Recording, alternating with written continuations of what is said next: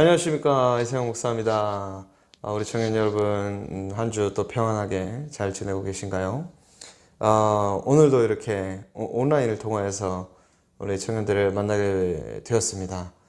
원래는 우리가 같이 모여서 같이 성경 개관을 하면 참 좋겠지만 코로나로 인하여서 만나지 못하게 되어서 제가 이렇게 온라인을 통하여서 우리 청년들의 개인 묵상을 위해서 성경을 묵상하려고 하는데 어떻게 묵상을 해야 될지, 어디서부터 성경을 읽어야 될지 이 고민하는 청년들을 위해서 이 성경 전체의 개관을 해드리도록 하겠습니다. 그래서 이 성경 전체가 어떻게 구성되어져 있고 시대 순으로 어떻게 이루어져 있고 성경 전체의 주제와 흐름이 어떤가, 이것을 알고 성경을 읽게 되면 굉장히 더 하나님의 그 말씀을 더 풍성하게 묵상할 수 있습니다. 그래서 오늘 짧게나마 성경 전체에 대한 개관을 해드리도록 하겠습니다. 부족하거나 더 궁금하다, 더 알고 싶다 라고 하는 청년들은 저에게 찾아오시기 바랍니다. 만날 수는 없다라면 요청해 주시기 바랍니다. 그럼 제가 그거에 대해서만 집중적으로 또 강의를 해서 영상으로 올리든지 아니면 직접 가르쳐 드리도록 하겠습니다. 우리 시작하기에 앞서서 이 성경책을 먼저 준비해 줬으면 좋겠습니다. 성경책을 우리가 바라보면서 이렇게 전체적인 성경의 흐름을 한번 살펴보았으면 좋겠어요. 일단은 성경을 신구약으로 나뉜다는 건 다 알고 있죠. 이 성경은 전체적으로 구약과, 그죠? 이 신약으로 나누어져 있습니다. 구약과 신약, 그죠? 구약과 신약으로 나누어져 있는데, 이 구약의 말씀과 이 신약의 말씀을 이 나누는 기준이 뭘까요? 그렇죠. 바로 예수 그리스도, 십자가로 표현하겠습니다. 예수님을 기준으로, 예수님이 오시기 이전에, 그러니까 예수님을 기준으로 표현을 한다면 앞으로 오실 예수님, 앞으로 오실 예수님이 누구이신가, 오실 예수님이 누구이신가에 대해서 설명한 것이 바로 구약입니다. 그죠? 앞으로 메시아, 곧 예수님이 이러이러한 모습으로 오실 것이다 라고 설명하고 있는 것이 구약인 거죠. 그러면 신약은 뭘까요? 그렇죠. 오신 예수님이죠. 오신 예수님. 그 구약의 오실 예수님에 대해서 설명했던 그 예수님이 바로 이런 모습으로 오셨다 라고 설명하는 게 바로 오신 예수님에 대해서 얘기한 게 바로 신약의 말씀인 거죠. 그래서 성경은 일단은 구약과 신약으로 나누는데, 구약은 오실 예수님에 대해서 설명한 책이고, 신약은 오신 예수님에 대해서 설명한 책이다 라고 알고 있으면 될 것 같습니다. 자, 그러면 먼저 이제 책별로 구약을 먼저 살펴보도록 하겠습니다. 구약은요, 아무래도 이 신약보다는 권수가 많죠. 책이 많기 때문에 굉장히 좀 많이 복잡합니다. 그죠? 나오는 사람들도 많고. 그래서 차근차근 시대순으로 한번 설명해 보겠습니다. 이 성경을 시대순으로 보고 읽는 것이 굉장히 읽는 데 도움이 많이 되거든요. 자, 먼저 천천히 한번 해볼게요. 구약이 맨 처음에 뭐로 시작하죠? 그 정도는 알아야죠. 그죠? 창세기로 시작하죠. 그죠? 태초에 하나님이 천지를 창조하시니라 할 때 창세기부터 창세기, 출애굽기, 레위기, 민수기, 신명기입니다. 이거를 해서 모세오경이라고 하죠. 왜 모세오경이라고 하죠? 모세가 지었으니까 모세가 오경이라고 합니다. 그래서 창세기 태초에 하나님이 천지를 창조하시고 그 창조한 이스라엘 이제 창조한 이후에 여러 가지 사건들이 나오지만 어쨌든 간에 제일 중요한 사건이 바로 이 아브라함으로 말미암아 천하 만민이 복을 받을 것이다 라고 했기 때문에 이 아브라함이 약속을 받습니다. 약속을 받아서 아브라함의 아들 이삭, 야곱, 요셉에 이르러 이제 족장들에 의하여서 하나님이 약속하신 그 축복의 말씀, 너로 말미암아 천하 만민이 복을 받게 될 것이다. 복을 받게 될 것이다. 결국 이 복은 예수님을 얘기합니다. 예수님으로 말미암아 구원을 다 받는 그 복을 누리게 될 거다. 천하 만민이 구원을 받게 된다라는 거죠. 그죠? 그래서 이러한 족장들에 의하여서 창세기가 마치게 되는 거죠. 그죠? 요셉 이야기까지 마치게 되잖아요. 그리고 조금 더 부연 설명을 하면 이 아브라함에게 주어진 약속이 이삭에게도 그대로 지어지고 이삭에게 주어진 약속이 야곱에게도 주어집니다. 그 야곱이 요셉의 때에 일단 1차적으로 성취가 되죠. 그죠? 엄청난 많은 수의 자손이 번식하게 되고 복을 누리게 됩니다. 근데 문제는 그게 이제 애굽에서 일어나게 된 거죠. 그죠? 애굽 총리로 요셉이 가게 되니까 애굽이 이제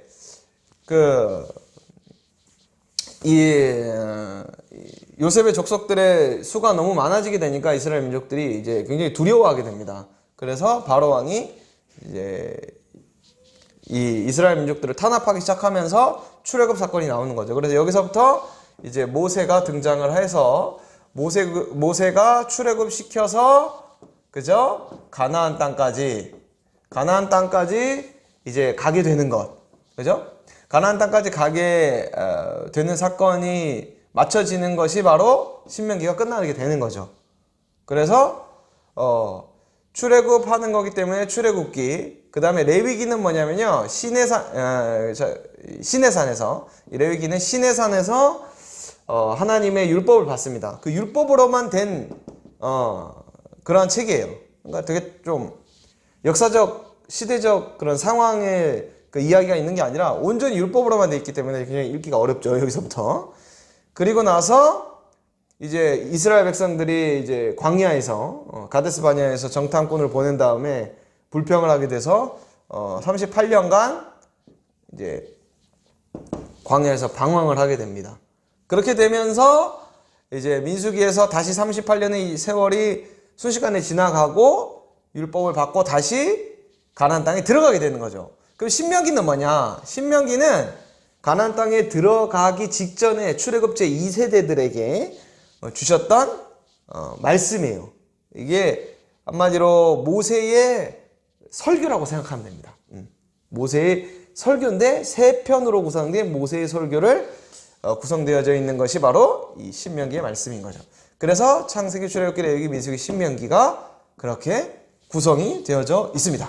자, 이렇게 해서 가나안 땅에 이제 들어가게 된 이제 아브라함에게 약속하신 그 축복된 약속된 땅, 그 가나안 땅에 들어가게 되면서 정착을 잘 하게 되죠. 잘 살았다 하면 좋은데 이제 그 들어가서 그 여호수아로 시작하죠. 그 다음에 여호수아로 딱 들어가야 되는데 이 여호수아 시대에 그냥 가서 정착만 하면 되는 게 아니라 그 가나안 땅에 있는 많은 가나안 민족들을 쫓아내야 되잖아요. 그래서 많은 전쟁들의 이야기, 그래서 가나안 땅에 완전히 정착하게 되는 이야기까지가 이 여호수아의 이야기입니다. 그리고 여호수아 시대에 평안하게 다 끝나고 정말 하나님을 잘 섬겼더라, 또 이렇게 끝나면 좋은데 그렇지 못하게 됩니다. 그 이후로 어떤 시대가 되냐면 사사기로 들어갑니다. 사사기가 나오잖아요. 여호수아, 사사기. 이 사사 시대가 뭐냐면 바로 사사들이 다스리던 시대, 이 사사들이 다스리던 시대가 됩니다. 이때는 제가 설교 시간에도 얘기했지만 이제 이스라엘 백성들이 가나안 땅에서 하나님 잘 섬기고 잘 살았더라 그러면 좋았는데 하나님 앞에 죄를 지어요. 하나님을 버리고 죄를 짓죠. 그러면 하나님이 이방 민족으로 하여금 이제 징계를 하시죠. 이렇게 침략을 당하게 하시는 거예요. 그럼 이제 하나님 잘못했어요, 다시는 안 그럴게요 하고 어떻게 해요? 회개를 합니다. 회개를 하게 되면 하나님께서 또 용서해 주세요. 무엇을 통해서? 이때 이 사사를 통해서 하나님께서 사사를 통해서 이제 구원을 해주시죠. 구원을 해주세요. 구원해 주셨으면 잘 살았더라 하면 좋은데 이 사람들이 또 사사가 죽으니까 또 옛날 죄악된 그 맛을 또 알았으니까 다시 죄를 짓게 되는 거예요. 그러면 또 하나님이 징계하시고, 그럼 또 회개하고 구원받고, 이게 무려 한 400년간 지속이 됩니다. 이 사이클이 300년에서 400년. 그러니까 추정이 불분명하긴 한데, 그 오랜 기간 동안에 이러한 어떻게 보면은 참 하나님께서 이 죄악된 사사기의 사이클을 이 300년 동안 지켜보고 계시는 거죠. 그러면서 사사기의 그 유명한 이제 마지막 사사는 아니고 참 사사기에 나오는 마지막 사사가 삼손이죠. 삼손이 이제 나와가지고 막, 삼손 알죠? 삼손 보면서 저도 어렸을 때, 야, 삼손 같은 그 달란트를 받았으면 좋겠다, 막 그런 생각을 했었어요. 여러분 아니에요? 그래서 이제 삼손으로 말미암아 이제 사사기가 이제 다 끝나고, 그 뒤에 약간의 에피소드가 있는데, 결국에는 뭐냐면 굉장히 암울했던 시대다라는 것만 이제 개관이니까 알고 넘어가시면 되고, 그러면서 마지막 사사가 누구냐? 그 유명한 누구예요? 누굽니까? 마지막 사사. 다윗 왕에게 기름을 부었던 누굽니까? 사무엘이죠. 그렇죠. 사무엘. 갑자기 생각이 안 나서 그런 건 아닙니다. 네. 사무엘이 이스라엘의 마지막 사사예요. 마지막 사사. 이 마지막 사사 사무엘이 이제 사무엘 상에 이제 등장하게 되는데, 여기서 굉장히 중요한 사건이 나요. 그게 뭐냐면 이스라엘 백성들이 왕을 요구합니다. 왕을. 그 이전에는 사사 체제였어요. 그러니까 사사는 뭐냐면 이스라엘 백성들이 그냥 왕 없이 잘 지내다가 어떠한 문제가 생겨가지고 하나님의 지도자가 필요할 때에 사사를 불러가지고 사사가 임의로 이제 그들을 통치하고, 그 전쟁이 끝나거나 문제가 해결되면 다시 평민으로 돌아가는 거예요. 그런데 이스라엘 백성들이 곰곰이 생각해 보니까, 이 이방 나라들을 보니까 우리가 왜 이렇게 힘들까 생각해 보니까 이방 나라들은 왕이 있거든.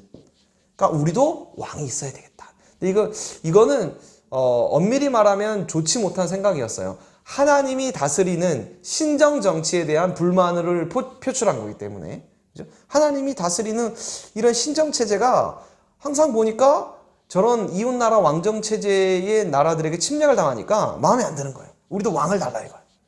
굉장히 좀 불손한 의도죠. 어쨌든 하나님께서 그들의 요구를 들어주시면서 이 왕을 세우게 되는데, 처음 세운 사람이 누구예요? 사울이죠. 사울 왕. 사울 왕이 이제 하나님 앞에 범죄하게 되어서 사울 왕 다음에 다윗이 왕으로 세우게 되는 거죠. 이 다윗이 바로 예수 그리스도의 예표가 됩니다. 그러니까 좀 구약을 크게 바라보면 아브라함 이후에 하나님의 예표로 된 사람이 모세 다음에 다윗이 되는 거예요. 구약의 큰 인물로 치면. 그래서 다윗 시대 이후로부터 이제 하나님의 나라가 어떠한 나라냐라는 것에 대해서 보여주게 되죠, 다윗이. 자, 문제는 이때부터 다윗 시대 이후로부터 잘 살았더라 이렇게 하면 또 얼마나 좋아요. 그렇지 못했죠. 누굽니까? 그렇죠. 그 유명한 그 아들 솔로몬이죠. 솔몬이 아니고 솔로몬. 솔로몬 왕 때에 이방 여인을 혼혈 정책을 폈어요. 우리나라도 그랬잖아요. 이제 이웃 나라하고 이제 동맹을 맺으려면 배신을 할 수가 있잖아요. 그래서 서로 자신의 아들, 딸들을 결혼시켰잖아요. 그런 것처럼, 이웃 많은 나라들, 다윗 왕이 세웠던 수많은 그 엄청난 나라들과의 그런 이제 동맹을 맺으면서 이방 여인을 끌어들여요. 이방 여인. 이게 아주 결정적이었어요. 이방 여인들이 결혼한 거랑, 이게 정치적으로는 굉장히 훌륭한 정치죠. 그죠? 근데 이게 왜, 뭐가 문제냐? 이 이방 여인만 온 게 아니라 이방 여인이 뭐가 있어요? 우상을 가지고 들어온단 말이에요. 이 우상을 같이 수입하게 되는 거죠. 이 이스라엘 민족들이 이 우상을 섬기게 되는 이런 치명적인 죄를 범하게 되는 거죠. 그래서 솔로몬 시대에 나라가 두 개로 뿅 하고 나뉘게 돼버려요. 그죠? 솔로몬 시대는 아니고 솔로몬 시대 아니고 솔로몬 이후 시대에 그 이후로 시대에 왕이 두 개로 왕 나라가 두 개로 나뉘게 됩니다. 그래서 북쪽에 우리가 보통 이제 북이스라엘이라고 하는데 북쪽에 10지파를 포함한 북이스라엘과 남유다 중심으로 한 여기에는 베냐민 지파도 포함되어 있어요. 베냐민 지파. 근데 이제 거의 남유다 중심이니까 나중에 이 베냐민 지파가 거의 이 남유다에 흡수가 됩니다. 그렇기 때문에 보통 우리가 북이스라엘, 남유다. 그러니까 이스라엘 지도로 치면은 뭐 이렇게 이스라엘가 지도가 있으면은 이제 여기 사해가 있고 이제 갈릴리가 있으면 여기 이제 여기가 유대 광야거든요. 유대 땅. 여기가 예루살렘. 그냥 여기 밑에는 네게부 강야니까 여기 밑에가 여기 이제 베냐민 지파예요. 결국 여기 흡수가 되거든요. 그러니까 요 사이 옆에 여기 유다 지파가 분배받은 요 유다 중심의 나라와 그 이후에 위쪽으로 있는 10지파의 북이스라엘의 나라로 똥깡 이렇게 쪼개지게 돼요. 그래서 역사가 어떻게 흘러가냐면 쭉 이제 우리가 성경책 보세요. 구약 목차 보세요. 창세기, 출애굽기, 레위기, 민수기, 신명기, 여호수아, 사사기 가고 룻기는 뭐냐? 룻기는 사사 시대의 한 사건이에요. 사건. 그러니까 사사기 역사 안에 룻기가 있는 거예요. 룻기는 아주 그러니까 부록 같은 책이죠. 그러니까 룻기. 그 다음에 사무엘 이렇게 넘어가는 거죠. 그죠? 마지막 사사. 사무엘 상하. 그 다음에 열왕기 상 12장에서 나라가 두 개가 뽀깍 쪼개지는 거죠. 그죠? 그리고 나서 그 역사가 쭉 흘러가는 것이 열왕기 하까지예요. 열왕기 하에서 이제 남유다가 망하게 되는 거죠. 먼저 북이스라엘이 멸망을 당해요. 그죠? 이제 왕하 17장에서 북이스라엘이 아수르 알죠? 아수르에 의하여서 북이스라엘이 멸망을 당합니다. 그리고 나서 남유다가 이후에 587년에 주전 587년에 남유다도 누구에게 멸망을 당해요? 바벨론에 의하여서 멸망을 당하게 됩니다. 자, 이렇게 해가지고 사실은 이스라엘의 역사가 멸망을 당하면서 열왕기 하가 끝나요. 그리고 그 다음 책을 보면 역대상, 역대하 이렇게 나오잖아요. 이건 뭐냐? 역대상, 역대하는 뭐냐? 이거는 또 멸망 이후의 사건이냐? 그게 아니라 이것은 이후에 포로 귀환 시대에 이제 이스라엘 백성들이 포로 귀환을 하게 되잖아요. 그 포로 귀환 시대에 제사장들의 관점에서 쓴 새로운 역사책이에요. 그러니까 이제 사무엘, 상하, 역대, 상하가 있잖아요. 역대 상하가 있고 사무엘 상하, 그 다음에 열왕기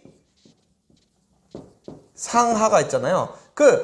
이 사무엘 상 엄밀히 말하면 사무엘 하부터 열왕기 하까지의 이 이스라엘의 왕의 역사. 아이고 잘 안 보이네요. 미안해요. 다시 밑에 써줄게요. 그러니까 사무엘 하부터 그죠? 왕이 세워지고 난 이후로부터 뭐 그렇게 따지면은 열왕기 하죠. 열왕기 상하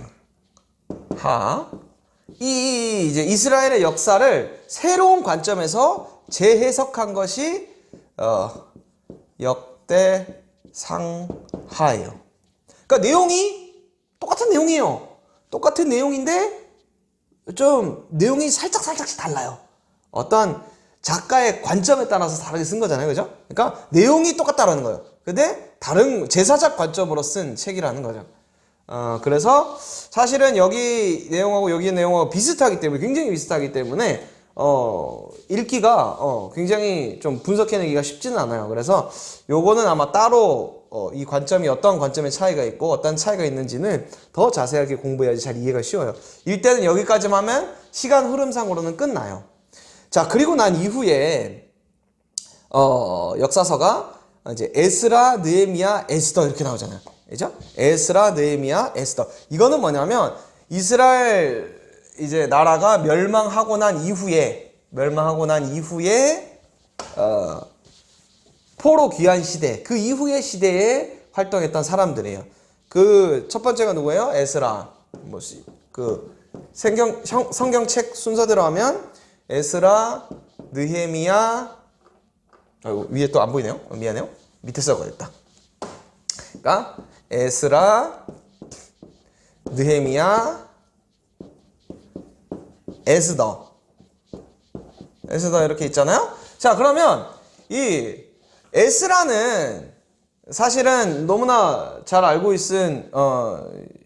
있겠지만 이 느헤미야와 같은 시대에 활동했던 선지자예요. 이 느헤미야가 포로 귀환 3차예요. 3차. 이제 남유다가 멸망할 때에 1차, 2차, 3차에 의해서 포로 귀환이 이루어지거든요. 3차가 이제 예루살렘 완전히 망했을 때. 그때 이후에 이제 포로 귀환도 1차, 2차, 3차 이렇게 귀환이 되거든요. 그랬을 때에 이제 느헤미야가 3차 포로 때 이제 귀환이 되고, 그 다음 에스라가 그때 와서 같이 활동했던 거, 에스더가 1차 때 활동했던 선지자입니다. 자, 그러면 여기까지만 들으면 뭐 시간상 흐름상 역사서를 설명을 했으니까 들으면 이게 무슨 말인가 좀 헷갈리잖아요. 그래서 제가 정리를 해드리도록 하겠습니다. 자, 성경책을 보세요. 성경책을. 자, 창세기부터 이제 쭉 가서 읽는 다음에 성경을 신명기까지 해서 모세오경을 쭉 읽는 거예요. 그럼 역사적 시대적 흐름이 쭉 나오잖아요. 그죠? 그리고 나서 이제 가나안 땅에 정착을 하면서 여호수아가 이제 여호수아를 통해서 완전히 가나안 땅에 정착하게 되고, 그 이후에 사사 시대를 거쳐서 여기 안에 룻기가 있는 거죠. 룻기. 그다음에 사무엘 상하. 그다음에 열왕기 상하. 이렇게 해서 이스라엘의 역사가 쭉 가다가 솔로몬 이후 시대에 분열이 되고, 북이스라엘과 그죠? 남유다로 나누어지고, 그 이야기가 쭉 이어지다가 여기서 북이스라엘 멸망당하고 마지막에 남유다가 멸망당한다. 이렇게 끝나는 거예요. 그렇게 어렵지 않죠? 어려우면 다시 한번 돌려보세요. 자, 이렇게 해서 멸망을 당하고 난 이후에 이제 우리가 잘 알고 있는 에스더, 뭐 시간 순으로 하면 에스더가 활동을 한번 했었고, 이제 느헤미야, 우리가 공부했었던 느헤미야, 그 다음에 에스라, 이렇게 해서 모든 역사서의 흐름이 이렇게 해서 끝나게 되는 거예요. 자, 그러면 그 이후에는 뭐냐? 욥기, 시편, 잠언, 전도서, 아가. 이건 뭐냐? 욥시, 잠전하 이래가지고 시가서예요. 시가서는 뭐냐? 한마디로 노래하고 지혜서죠. 지혜서라고 하는데 욥기, 시편, 잠언, 전도서, 아가. 이거는 이제 시가서라고 해서 지혜시라고 하는데, 이거는 따로 읽어도 돼요. 우리로 치면은 무슨 시집 같은 거죠. 그리고 굉장히 지혜에 관한 책이기 때문에, 불어과 같은 책이기 때문에 따로 읽으면 됩니다. 자, 그리고 나서 그 예언서가 나와요. 예언서. 그러니까 각 이스라엘의 역사 사이사이에 예언했던 선지자들이 쓴 책이라는 거죠. 그러니까 시대순으로 성경을 쭉 구약을 살펴보면, 역사서로 살펴보면 엄밀히 보면은 이제 솔로몬 시대부터 이후로부터 왕이 나뉘기 시작해서, 물론 앞에 다윗도 있지만 역사가 이제 왕들의 이야기들이 쭉 나올 때부터 해서 쭉 가서 남유다가 멸망을 당하는 것까지, 북이스라엘도 멸망을 당하고 역사서가 다 끝나고, 그 다음에 포로들이 귀환하는 아까 에스더, 느헤미야, 그리고 에스라까지가 이렇게 역사사가 흐름이 이렇게 쭉 되잖아요. 이 안에 이제 이사야부터 해서 말라기까지 선지자들이 다 이 사이사이에 활동을 했다라는 거예요. 사이사이에. 대충 한번 너무 자세하게 하기에는 굉장히 머리가 아프시기 때문에 제가 간략적으로 설명을 좀 드릴게요. 일단은 처음 이제 8세기 선지자라고 하는데 8세기에 처음 처음 문서화해서 우리 성경책에 나와 있는 이 문서로 이 성경을 기록한 이 문서 선지자들의 처음이 8세기에 처음 등장하는데 그게 바로 누구냐면 아모스예요. 그래서 아모스, 호세아, 이사야, 미가 이게 8세기 선지자인데 그래서 이제 엄밀히 보면은 이제 선지서를 처음 시대 순으로 읽으려면 아모스부터 읽는 거예요. 이 8세기 때의 선지자예요.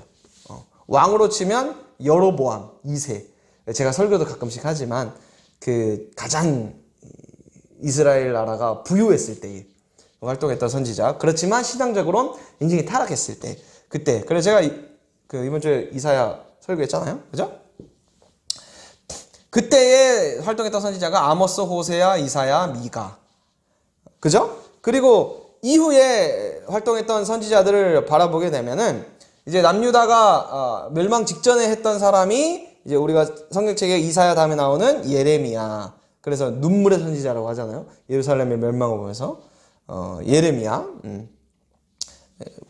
보통은 약자라면 렘이라고 하죠. 예레미야 선지자. 그 다음 예레미야 예가를 하잖아요. 그 다음에 포로로 이제 바벨론에 끌려가게 되는데 그 끌려가서 그 바벨론에서 예언 활동했던 사람이 바로 그 유명한 에스겔 선지자가 예언을 하게 되죠. 그래서 예레미야가 막 에스겔한테 편지도 보내고 그러잖아요.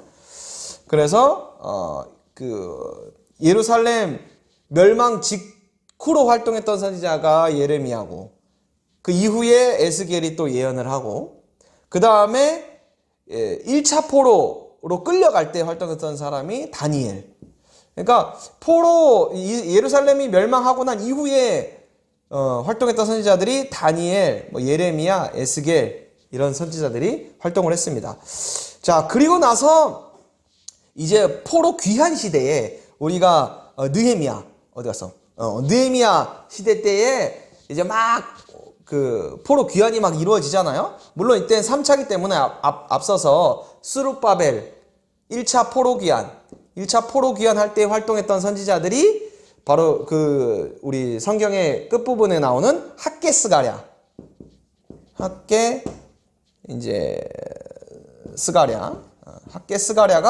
포로 1차 포로 귀환 때 활동했던 선지자예요. 그 스룹바벨 때. 그리고 나서 쭉 2차, 3차 포로 이제 마지막 이제 역사적 흐름으로 보면 이 느헤미야가 마지막 이제 포로 귀환 마지막 선지자인데 이후에는 이제 암흑기로 넘어가면서 300년 동안 선지자를 보내주지 않으세요, 하나님이. 그리고 나서 신약으로 넘어가는 거거든요, 마지막. 근데 요때 활동했던 선지자가 그 유명한 말라기 때 뭐라 그런 거예요, 그러니까. 하나님이 우리를 언제 사랑했습니까? 우리가 이게 형편 이게 뭡니까? 내가 너희를 사랑한다, 하나님이 그렇게 하니까 하나님이 우리를 언제 사랑했습니까? 막 그렇게 얘기했던 데가 이 말라기가 이 느헤미야 말기에 활동했던 선지자예요. 그러니까 말라기가 이제 마지막 예언자예요. 마지막 선지자예요. 그래서 말라기 마지막 보면은 예수님이 오실 것이라는 그 예언을 선포하는 그 말이 나오거든요. 말라기 이후에 이제 더 이상 예언하는 사람이 없습니다. 하나님 보내시지 않으세요. 역사적인 인물로는 느헤미야. 그 느헤미야 시대 때 활동했던 사람이 이 말라기 선지자. 그죠? 그러니까 이제 성경을 이렇게 쭉 보면 역사적인 역사서라고 해서 역사적인 흐름이 쭉 가는 그 흐름 안에서 이제 각 선지자들이 예언했던 것들을 잘 접목하면 이제 이해가 쉽다라는 거죠. 그죠? 그리고 그러면 언급되지 않은 요엘, 오바댜, 요나, 나훔, 하박국, 스바냐 이런 사람들은 뭐냐?